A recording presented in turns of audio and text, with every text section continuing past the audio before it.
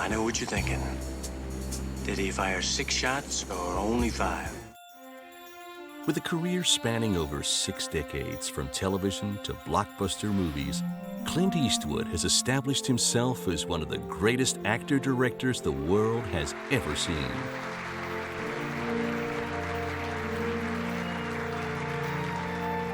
His huge body of work has won him the respect of his peers. A leader of men, infectiously calm. He's just like a mountain, isn't he? Clint Eastwood was a great filmmaker. In 1996, the American film industry honored him with a Lifetime Achievement Award. Ladies and gentlemen, Mr. Clint Eastwood. Quite overwhelming to watch your career flash before your eyes. If you look at his career, he has really augmented. I mean, he's gone from spaghetti westerns, which is where he started, and he has suddenly, become a better actor, and then he became a director and a writer, and he just keeps climbing. And he refuses to acknowledge what we call biological time. This legend of the motion picture industry doesn't look like slowing down anytime soon. I mean, I feel good about it. I don't want to sound like James Brown, but I feel good. Go ahead. Make my day. Few can rival Clint Eastwood's career in front and behind the camera. He has given the world some of the most iconic lines in motion picture history. Do I feel lucky? Well, do you, punk?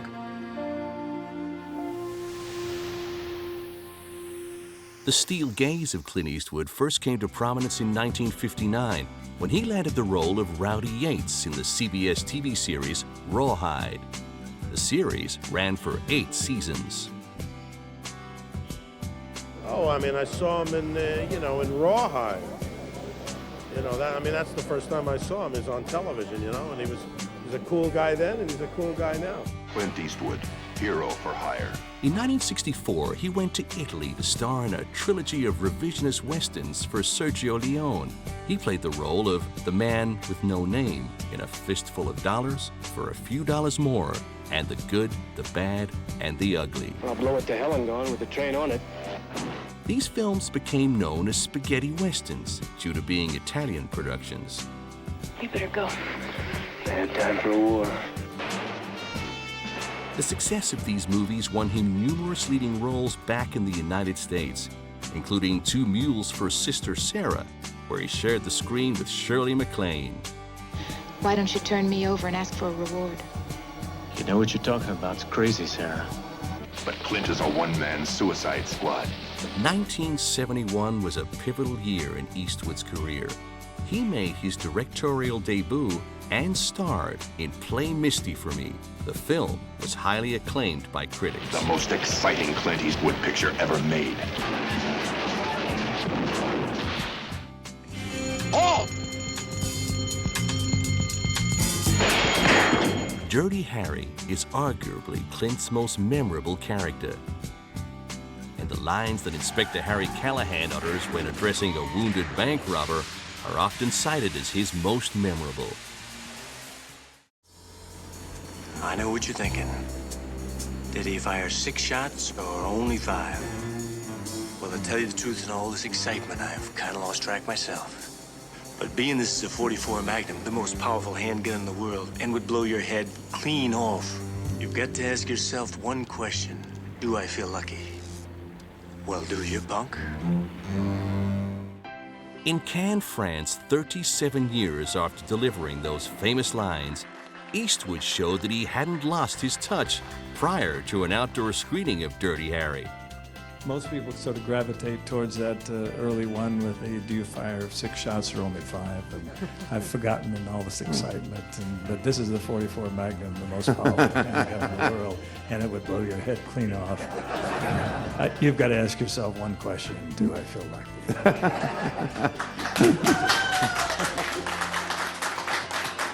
So anyway, I can even remember it. So I haven't gone totally senile yet. Later that night, Eastwood was applauded by die-hard fans as he arrived at the screening of the film, which was originally released in 1971.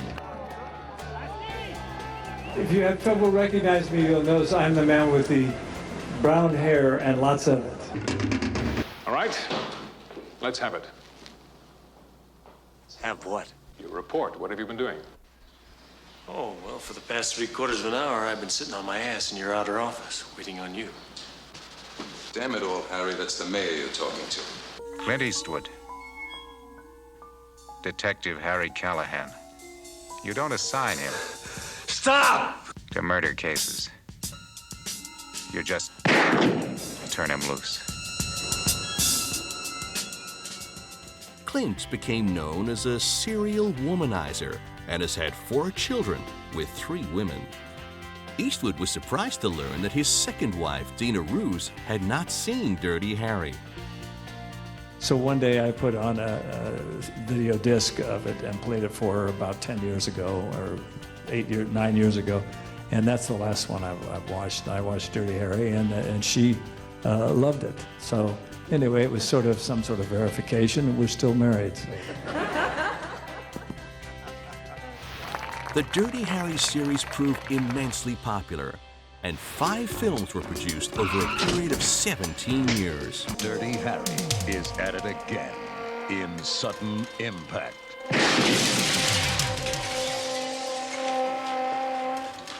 You boys, put those guns down. Say what? We're not just gonna let you walk out of here. Who's we, sucker? Smith, Wesson, and me.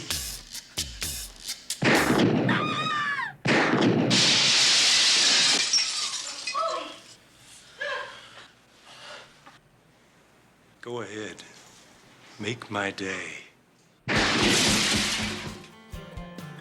In 1986, Clint tried his hand in politics and served for 2 years as mayor of Carmel, California. In 2003, Clint reflected on his political career in the Oxford Union Chambers. When I won the office of mayor in Carmel, people started thinking that was a springboard to some sort of senatorial or some sort of legislative office, maybe governor, and people suggested that. But I had no ambition to go further with it. I was just interested in my own community. Clint's true calling was on the big screen, in front and behind the camera. He won critical acclaim for his direction of a biography about Charlie Parker called Bird. And in 1992, Eastwood earned more accolades for directing and producing the Western Unforgiven. Unforgiven won an Academy Award for Best Picture. In 1996, the American Film Institute honored Clint Eastwood with the Lifetime Achievement Award. The AFI acknowledged Eastwood's contribution to enriching American culture through motion pictures and television, and fundamentally advancing the art of filmmaking. You know what happens to the guys that I've worked with. Dietrich's still in the hospital with a bullet in his gut, and Fanducci's dead. Now, you're working with Gonzalez, or you're not working. I think it's 43 years that I've been since I started out as an actor, and it's kind of like waking up with an orangutan, you know? You say, how did I get here? And a lot of you haven't awakened with an orangutan, but I have. Clint joined an illustrious group that night. The previous winners were Elizabeth Taylor, Jack Nicholson, and Steven Spielberg. He's got that, that thing that people go see Seagal movies about, but also he's got a kind of a real gentleman, pure quality to him that makes you just like him as a person. It's because he has integrity, and I think because he has a real, sense of who he is, and that he doesn't go with the moods of the times. Loved him being responsible for Around Midnight being made, too, and Straight No Chaser. He's always supported jazz, which I love. In 1997, Eastwood hit the red carpet for the launch of Midnight in the Garden of Good and Evil, which he directed. It was an adaptation of a best-selling John Berendt book by the same name. Yeah, it was good. You're trying to live up to the bestseller image of the book, which John Barrett's chronicling in the book. Right? Do these premieres still make you nervous? Yeah, a little bit. Yeah, let's kind of do the gauntlet here. The film starred John Cusack and Kevin Spacey. Oh, he's a master. He fills you with such confidence. He makes you feel like you actually know what you're doing. It wasn't really shot really fast. It was shot economically. I mean, he just doesn't waste a lot of time, you know, like a lot of directors will do. Allison Eastwood, Clint's daughter, played the role of Mandy Nichols in the film. It's very natural. You know, I've grown up with him. I've grown up watching him. I've been directed by him before, so it was really natural and wonderful. Arnold Schwarzenegger dropped in to lend his support. Whatever movie he does, I'm there for the opening of the movie because he's a good pal and he's my mentor. Despite Schwarzenegger's support, reviews of the film were mixed, and its performance at the box office was disappointing. Space Cowboys was released in 2000. Eastwood produced, directed, and acted in the adventure comedy. This older, star-studded cast featured James Garner, Donald Sutherland, and Tommy Lee Jones. Space Cowboys was received well by the public and made over $120 million worldwide.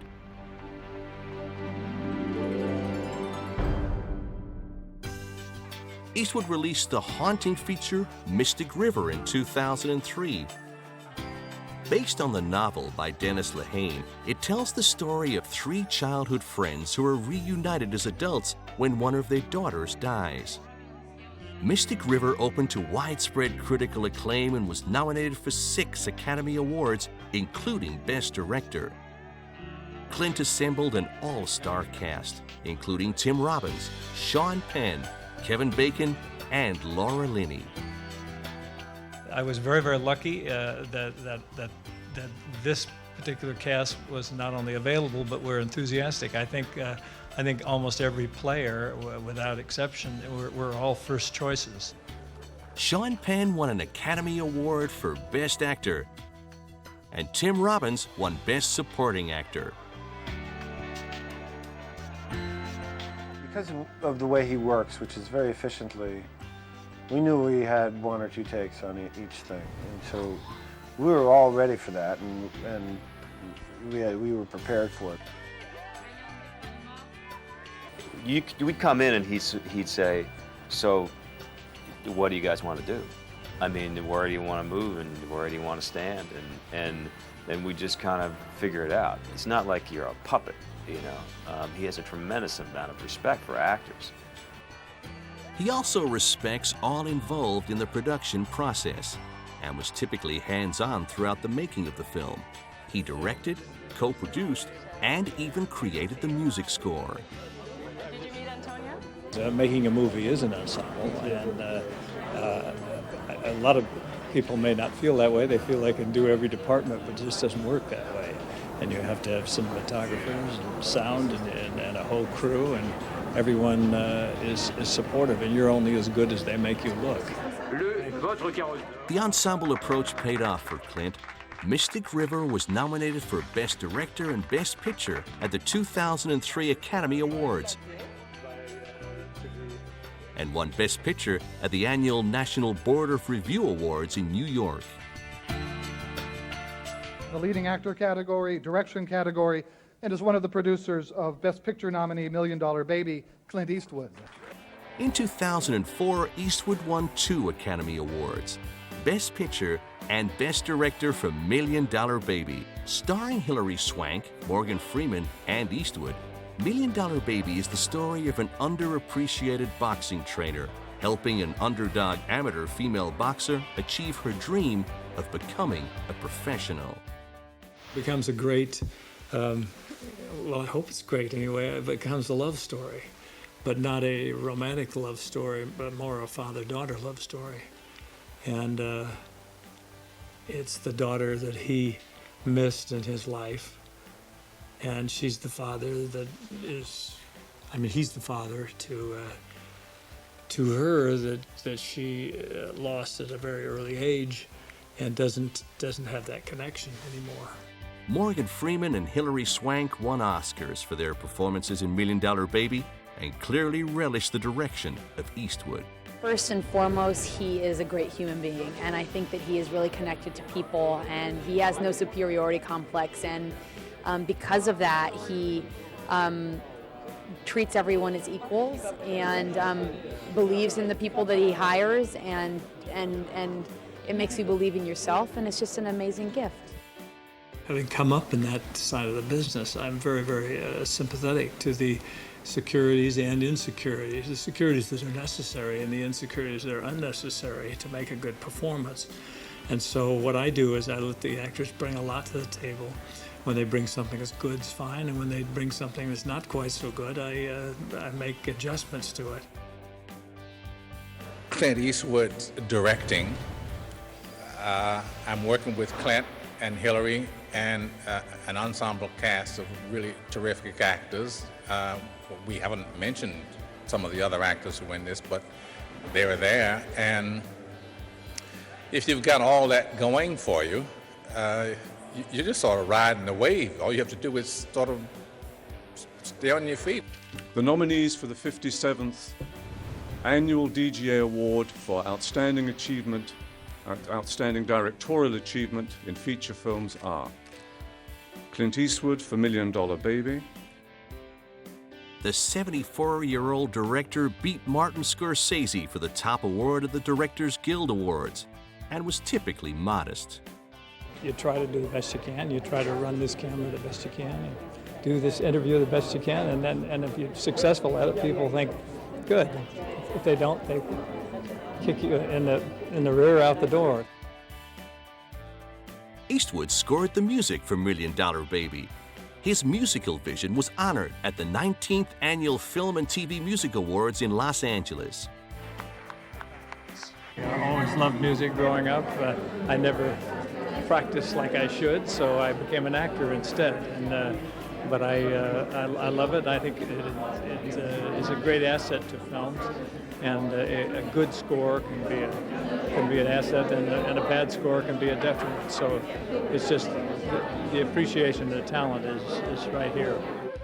At the end of the evening, the self-described jazz fanatic gave his fans an impromptu performance. In 2006, Eastwood teamed up with Steven Spielberg, creating 2 World War II movies, Flags of Our Fathers and Letters from Iwo Jima. These companion films viewed the conflict from 2 distinctly different perspectives. Flags of Our Fathers explored the American side, telling the story of one man's efforts to learn more about his father's involvement in the raising of the U.S. flag at Iwo Jima.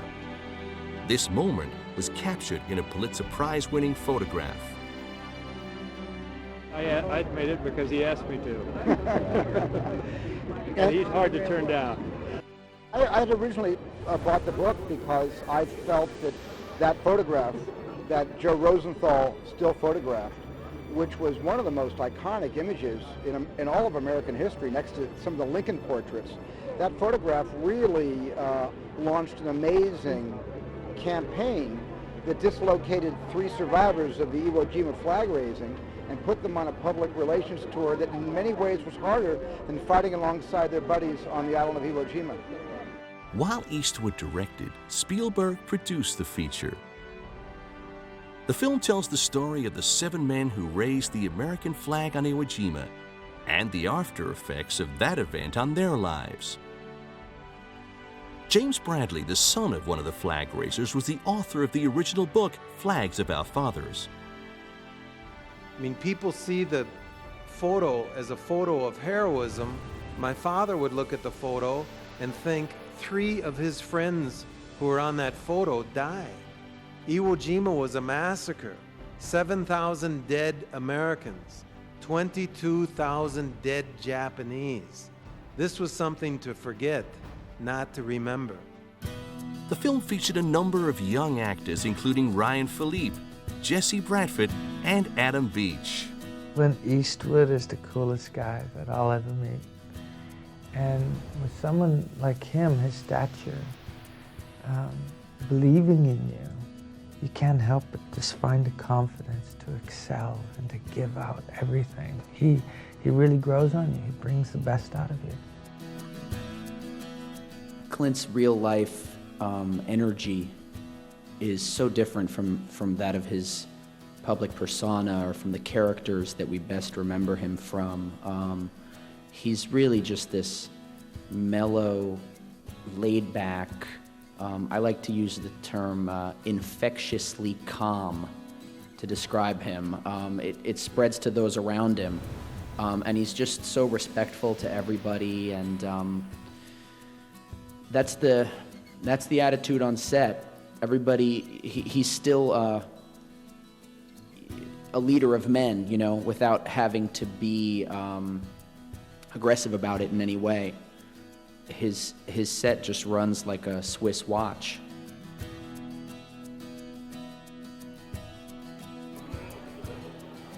Letters of Iwo Jima looks at the experiences of Japanese soldiers during the war. Well, it was great because it was doing a movie about a Japanese historical event in Japanese history, as well as the other picture, which is a historical event in American history, but to be a Japanese director, even though I don't speak the language, was fun. Great fun. Flags of Our Fathers was sort of a detective story for James Bradley, finding out how his father, what his life was like during the war, and what made him very silent about it. Letters from Iwo Jima was a detective story for me, to find out exactly what the other side was like. Letters of Iwo Jima, I think it's important for not only the Japanese, but for the rest of the world also to know what people were facing then. We all know it because of the propaganda that was popular at that time, and the Japanese military expansionist government of that time, and how, but we don't know it from the common man, the kind of person that is ripped out of their home, ripped away from their family, and sent off to great probability of never seeing them again. I grew up in war pictures in the 40s where everything was propagandized. All movies, we were the good guys and everybody else were bad guys. And I just wanted to tell two different stories where there were good guys and bad guys everywhere, and just tell something about the human condition.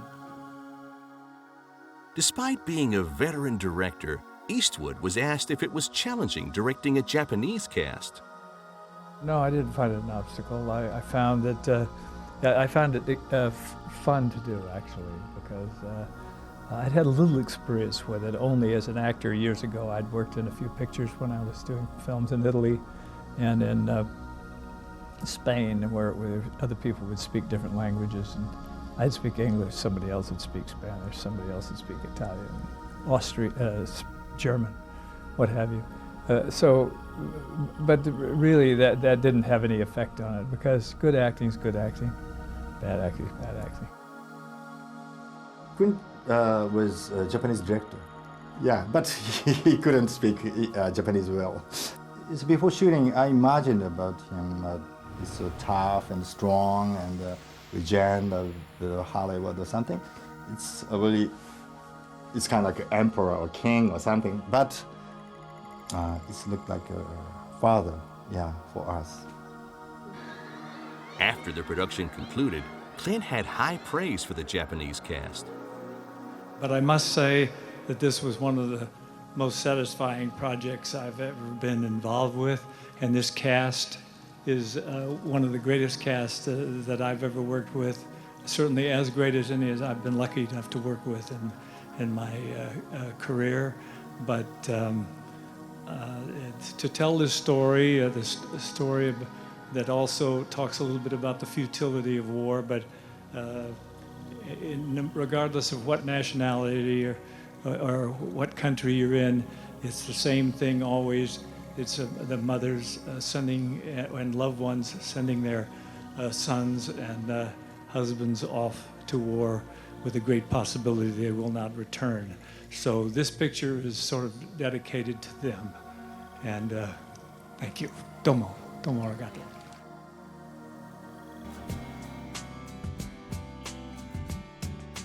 While both films earned high praise, Letters from Iwo Jima garnered 4 Academy Award nominations, including Best Picture, and Eastwood's 4th nomination for Best Director.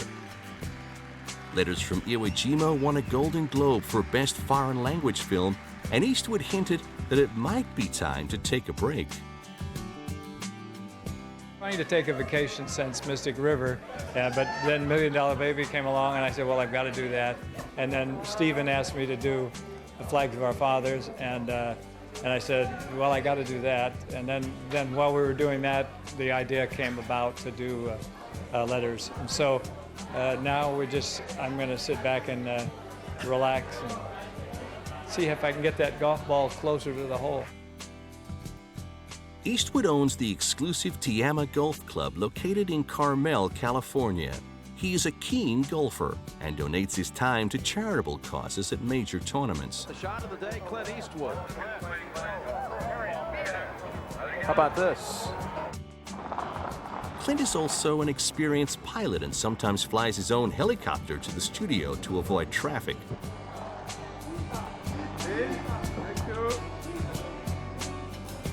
2007 was a year of great accolades for Clint.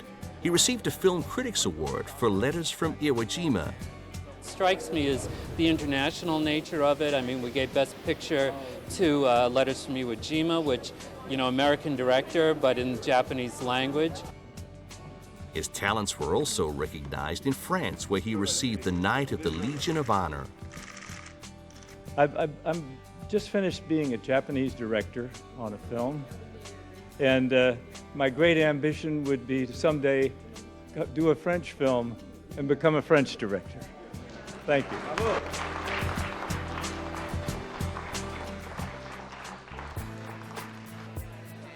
Eastwood was presented with the Spirit of Independence Award at the Los Angeles Film Festival.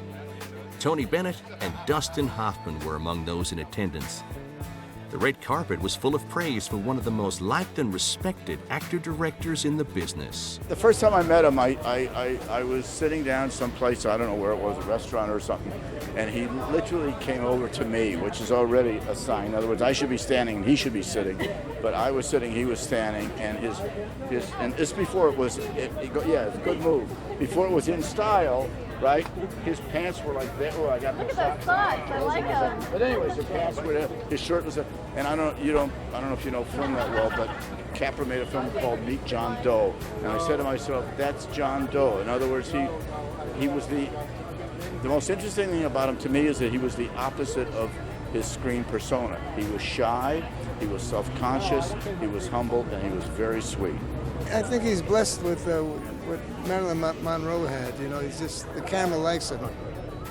And so that every film he makes is accepted. You know, he just has a beautiful body language. He has a beautiful face, you know, and more than that, he's got a beautiful mind and heart. When I was 16, I used to watch his films in Cleveland, and I'm, you know, a little kid in the middle of a black neighborhood, and I bought cowboy boots and a cowboy hat, and I had a poncho, and I wore that to school for almost 2 years, for real, you know, because I was Clint Eastwood, you know. That was, he was a hero to me. The Los Angeles Film Festival is run by Film Independent. The nonprofit organization champions indie films and supports a community of artists devoted to independent filmmaking. You know, they work, and the characters work, and the stories work, and they have power and simplicity like he does, you know, and they have a sense of ease about them. They don't feel forced and pushed and, you know, manipulated, and that says a lot about who he is, and we all feel that, and it's a very attractive quality in his stories and him.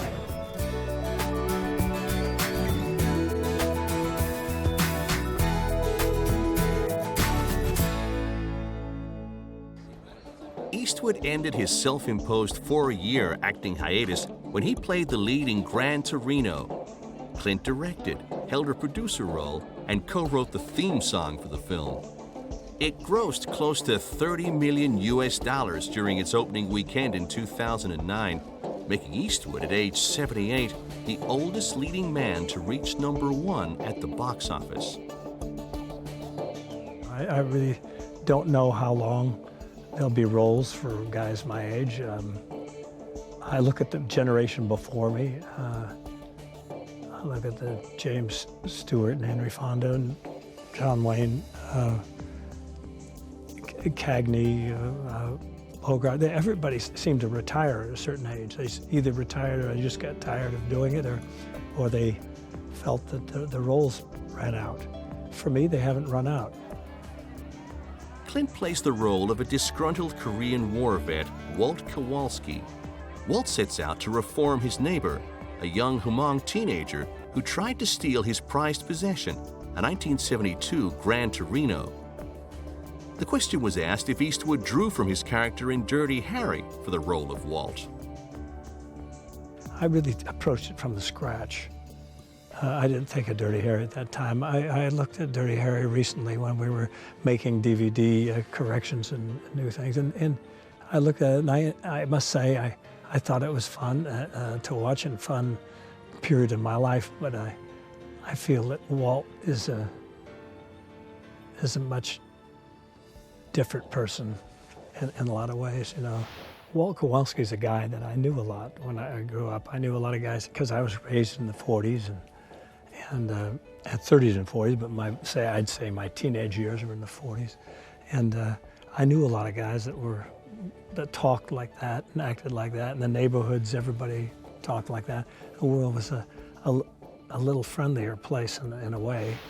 Now he's pretty lonely in life, and he ends up, as prejudiced as he ends up being befriended and befriending a group of people who are very little is known about him in this country, and that's the Hmong culture and Asian people, and I think they became more family to him.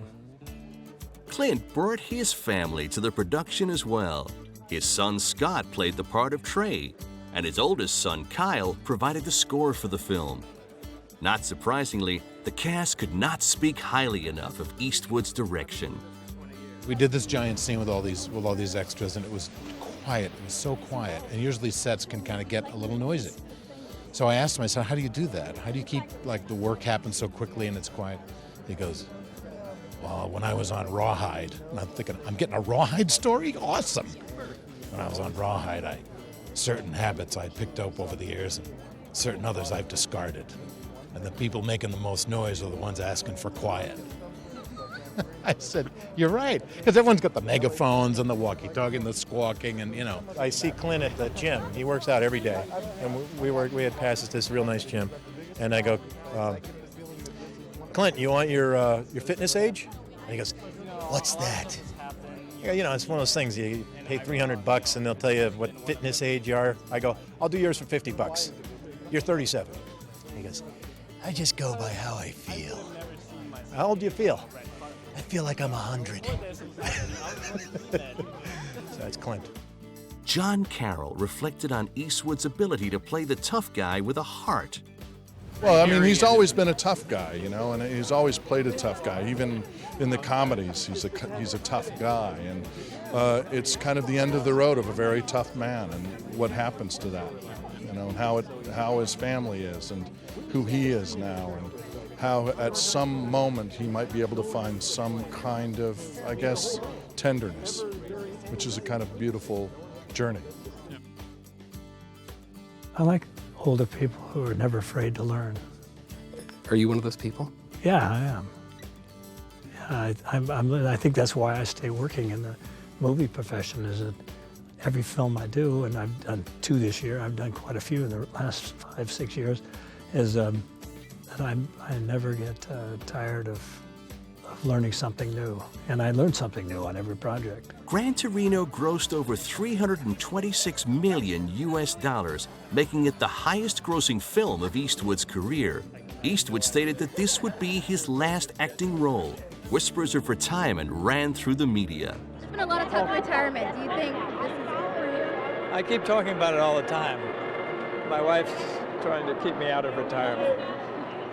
I like it when you work. You don't want him home more? No, I didn't mean it that way. He didn't want me to hang around the house too long, so... He's very happy when he works. He's in a great mood when he works. Another acting role ready? Are you looking at No, I don't. Eastwood was voted Best Actor for his role in Gran Torino at the National Board of Review Awards in New York. It's a very nice award from a very nice organization. And it's the oldest cinema organization, or cinema critique organization, and or aficionados, I guess you would call them. And so that's great. Gran Torino was recognized by the American Film Institute as one of the 10 best films of 2008. How does it feel to be honored by AFI? Very nice, very nice. It's always great, and this luncheon they always have is very nice because it's sort of low-key, and you don't have to do anything except just hang out and talk to people.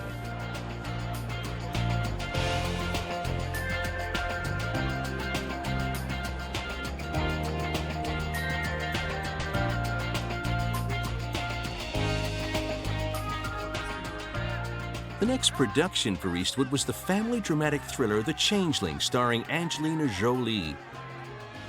Her character, Christine Collins, is the mother of a kidnapped child. She suspects the child, who is eventually returned to her, is not her son.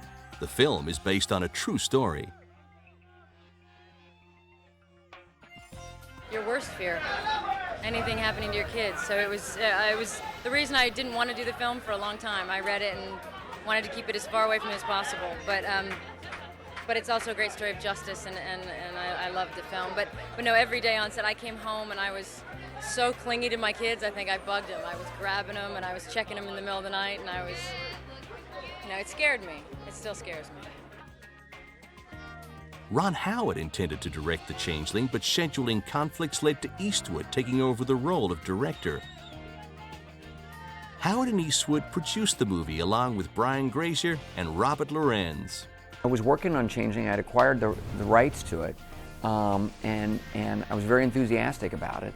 And yet Frost Nixon came along, and both projects had to be made immediately, now. And then when we heard that Clint Eastwood was interested in The Changeling, well, that made the decision as easy as you could imagine. Eastwood agreed to direct the movie immediately after reading the script. He said his memories of growing up during the Great Depression meant that whenever a project dealing with the era landed in his hands, he'd redouble his attention upon it. Since that time, in 1928, many changes have gone on, and in the Los Angeles police structure, and sometimes good, sometimes bad. But anyway, there's been, like I mentioned earlier, there's been a lot of different regimes that have come along, and this particular one was really corrupt. And this woman, through her tenacious attitude, and brought down the whole police department and the whole political structure. Certainly, so much of it is being a mother and imagining if this was happening to me, my pain and my frustration. But I did have to find something else because, as I said, I couldn't respond the way, of course, I would respond today. This is personal, but it's true. I lost my mother a few months before the film, and to me, she's very much like my mother. My mother was very passive in many ways and very, very sweet, but when it came to her children, she was a lion. But as a woman, very, very shy, almost with her own voice. Clint and Angelina clearly formed a great working relationship. This was evident when Clint presented Angelina with an Achievement Award at the Santa Barbara International Film Festival. Well, when I think of Angelina Jolie, I always think of Gloria Swanson playing Norma Desmond when she's talking to a young William Holden, and she's saying, You know, we didn't need sound, we had faces. And that's kind of with her. It's a face that just the camera loves. I was like anybody would be in this room, and I was nervous the first day. But he is really, and you shut your ears because I'm going to embarrass you, but he's really just a great leader, just a great all-around leader. Every single member of the crew he respects and gives them his time. Every single person feels valued. Everybody brings their best. And you can't ask more for, I have never seen a director command so much respect, not because he's Clint Eastwood, but because he is so gracious and thoughtful and connected to every single person. So it was a pleasure, and I'm sure every single person on the crew would say the same. Clint, it's been said that you're going to return to Dirty Harry. It's been rumored. Is that true? No. That rumor is incorrect. I am. It'll be Dirty Harriet, and the Tomb Raider will play it. But no, I have no intention. There's certain things you have to be realistic about. Dirty Harry would not be on a police department at my age, and so we'll move on from that. The Changeling won critical acclaim at the 2008 Cannes Film Festival and received 3 Academy Award nominations, including Best Actress for Angelina. Eastwood was named Director of the Year at the 12th Annual Hollywood Film Festival in Los Angeles, California. The gala ceremony took place at the Beverly Hilton Hotel and was co-chaired by Paul Haggis, writer of $1 Million Baby. Favorite Clint Eastwood film? Well, completely impartially, $1 Million Baby. Exactly. Clint Eastwood? Oh my God, yeah. Well, he's iconic, you know. I don't know. I just think he's a great director. You know, he's besides having this incredible acting career, and you know, Unforgiven is just like one of those movies that you can't really touch. Oh, everything that Clint's done. I mean, it just seems like every year he just gets better and better, and the films that he's doing now just kind of, it's befuddling, it's mind-blowing. The guy's 78 years old, and it seems like he's going to go, you know, for another 40 years. He's someone who is just like, just expands and expands and expands, and it grows deeper and shows more colors and brings all of his life experience to bear on each of these films that he makes that are just so incredibly impactful for all of us. I mean, I'm a big fan of the spaghetti westerns, you know, those are incredible, and really those movies and Dirty Harry, I mean, you know, they have a kind of a certain people, there's a certain perception of them now, but he actually really broke new ground with those roles.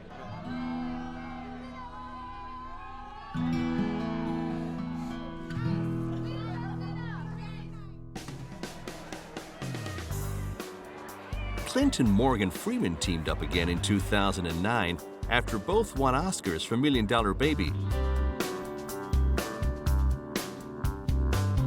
This collaboration was Invictus, the story of Nelson Mandela's efforts to reunite the people of South Africa by winning the 1995 Rugby World Cup.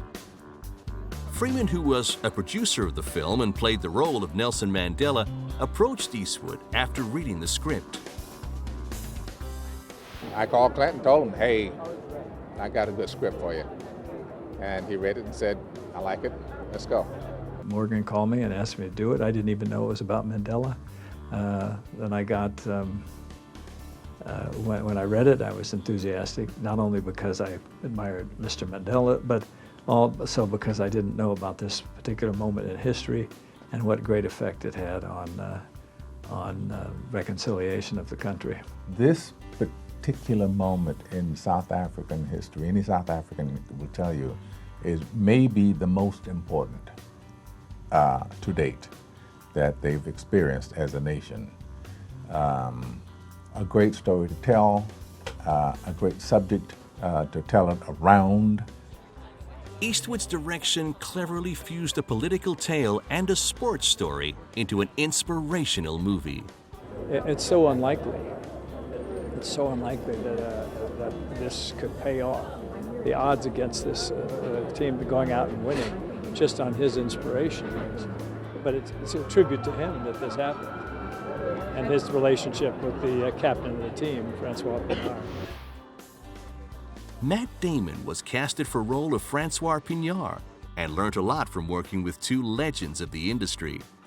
Well, I mean, yeah, it was everything I expected, and I expected a lot.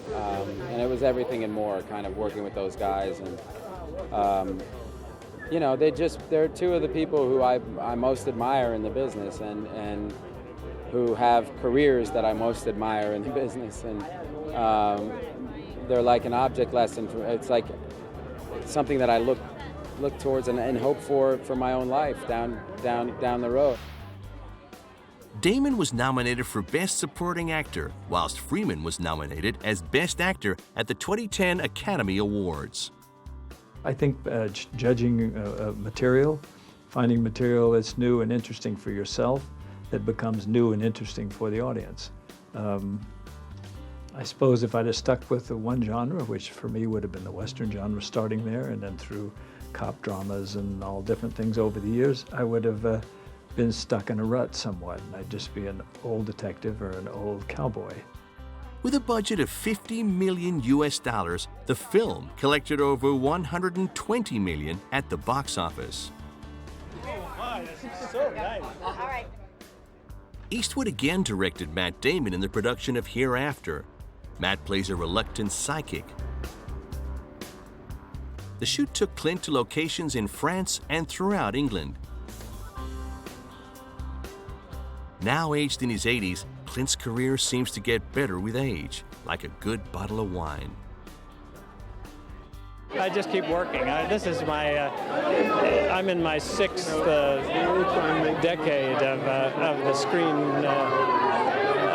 business, and so I just keep working, and that keeps you vital, hopefully.